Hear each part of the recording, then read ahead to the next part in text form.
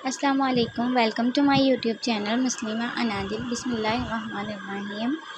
तो आज जो हम टॉपिक शुरू करने जा रहे हैं वो है कि सल्जूक डायनेस्टी या सल्जूक जो तुर्क थे वो कौन थे। तो सबसे पहले इसको समझने के लिए हम देखते हैं कि हमारा बैकग्राउंड क्या था। तो बैकग्राउंड में ये था कि मोहम्मद बिन कासिम जो है उनकी आमद से बड़े सग़ीर में जो है वह इस्लाम दाखिल हुआ था। यहाँ पे मैं एक क्वेश्चन आप लोगों से पूछना चाहती हूँ कि हमने जो पिछला टॉपिक डिस्कस किया था मोहम्मद बिन कासिम की आमद का, उसमें हमने कहा था कि मोहम्मद बिन कासिम को किसी ने भेजा था, वो कौन था? आपने उनका नाम बताना है, जो भी गवर्नर वगैरह थे। और दूसरा जो है क्वेश्चन आप लोगों ने बताना है कि मोहम्मद बिन कासिम जो हैं वो जब बड़े सग़ीर में आए हैं, इंडिया में आए हैं, तो उनकी लड़ाई बैटल किन के साथ हुई थी? ये कमेंट्स में आप लोगों ने मुझे लाज़मी बताना है, ठीक है। अच्छा, तो आज हम अपना टॉपिक जो शुरू करने जा रहे हैं वो सल्जूक ख़ानदान है, जैसा कि मैंने आप लोगों को पहले बता दिया है। तो जो सल्जूक ख़ानदान में था, एक्चुअली में ये तुर्क नस्ल से थे, ठीक है, और तुर्क नस्ल में से थे। और हमारी ये जो बहुत मोस्ट इम्पोर्टेंट इस्लामिक रियासत जो है वो बनी थी सल्जूक ख़ानदानों की। तो जो सल्जूक ख़ानदान जो थे वो 1037 से 1197 तक इनकी हुकूमत चली थी। और इसके अलावा हम इसके बारे में पढ़ेंगे, गवर्नमेंट के बारे में पढ़ेंगे, इनके सोशल स्ट्रक्चर के बारे में पढ़ेंगे। तो इनका छोटा सा तारुफ लेते हैं पहले कि एक्चुअली में थे कौन सल्जूक ख़ानदान, इनकी डायनेस्टी कब चली थी, इनका जो है डिक्लाइन वो कैसे हुआ था। 1037 से 1157 तक चली है। सल्जूक जो थे वो असल में ओगोज़ तुर्क नस्ल का जो है थे वो एक मुस्लिम ख़ानदान से ताल्लुक़ रखते थे, ठीक है। इन्होंने 11वीं से 14वीं सदी तक जो है वो वस्ता एशिया और मशरिक़ वस्ता के कुछ हिस्सों का हुकूमत की थी।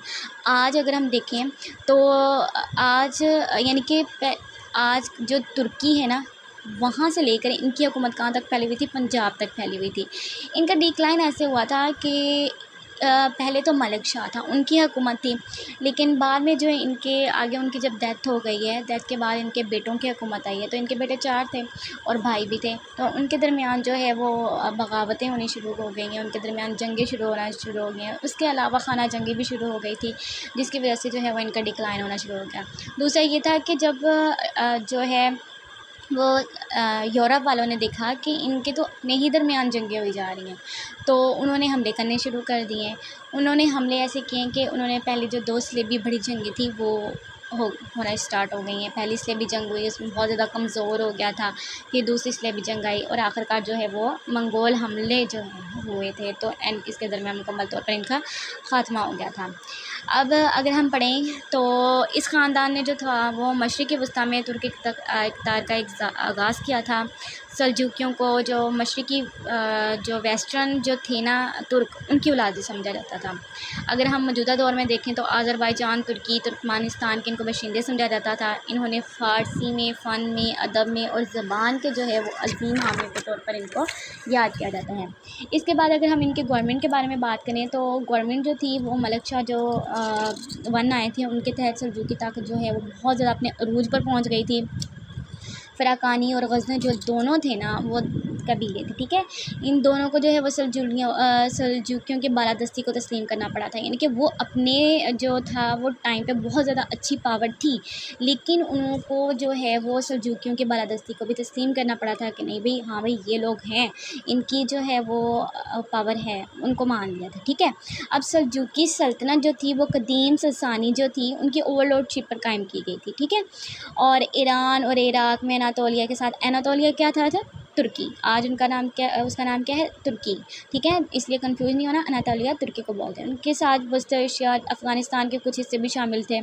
फिर अगर हम देखें तो सल्जूकी हुक्मरान जो थे ना, ये खाना बदोश जो थे होते थे, और खाना बदोश होते थे, और इनकी जो भी तंजीम वगैरह पाई जाती थी ना वो ट्राइबल सिस्टम पर बनाई जाती थी। ट्राइबल सिस्टम क्या होता है?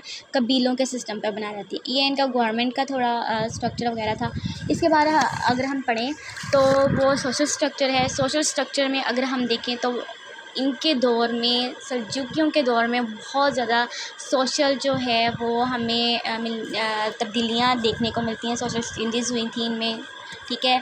और अनातोलिया जो है वो इस्लाम का एक गढ़ बन गया था, इतना ये पावर में आ गया था।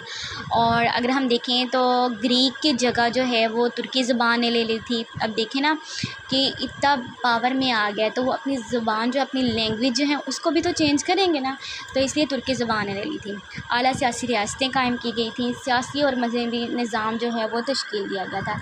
इसके अलावा जो थे इन्होंने एक और काम किया था, जो इनका कैपिटल था अनातोलिया का, उसका नाम था कोनिया। तो कोनिया में जो था एक सुल्तान, उसने क्या बनाया हुआ था, एक 100 जो है वो कानासरीज़ बनाई होती थी, यानी कि सराय बनाई हुई थी जहाँ पे मुसाफिर वगैरह जो हैं वो अनातोलिया के ठहरते होते थे। अब वो उसने इतना प्यारा पैलेस की तरह बनाया हुआ था ना कि पैलेस जो था वो रॉक बिल्ड था, यानी कि पत्थरों से बनाया गया था, और इतने अच्छा इतना प्यारा बनाया हुआ था ना कि वो ताजरों को अट्रैक्ट करता था अपनी तरफ। तो ताजर तो थे वो इसकी तरफ अट्रैक्ट होते थे, और ज़्यादा से ज़्यादा ताजर जो है वो इसकी तरफ आते होते थे। इस वजह से जो है वो, अब जब एक तरफ तो ये अट्रैक्शन थी, ठीक है, जो सराय बनाई हुई थी ना, जो कानासरीज़ बनाई हुई थी, और दूसरी तरफ ये था कि प्रोटेक्शन जो है वो, जो सिल्क रोड बनाया हुआ था ना, तो सिल्क रोड जब गुज़रते होते थे तो उनकी तरफ से एक प्रोटेक्शन उनको मुहैया करता होता था ये जो पैलेस बनाया हुआ था। दूसरी तरफ अगर हम देखें तो सल्जूक जो थे इन्होंने डेवलपमेंट बड़ी की थी, इन्होंने कमर्शियल बैंकिंग का इंतज़ाम बनाया था, और जो है वो शहरी सेंटर भी कायम किए हुए थे। फिर अगर हम देखें तो सल्जूकियों का जो मरकज़ी मकाम जो होता था, जहाँ पे एजुकेशन सिस्टम जो है इनका पाया जाता था, तो एजुकेशन सिस्टम जो इनका पाया जाता था, जो इन्होंने मरकज़ी मुकाम कायम किए होते थे, उनको हम मदारिस कहते थे, मदरसे के फॉर्म में आता था।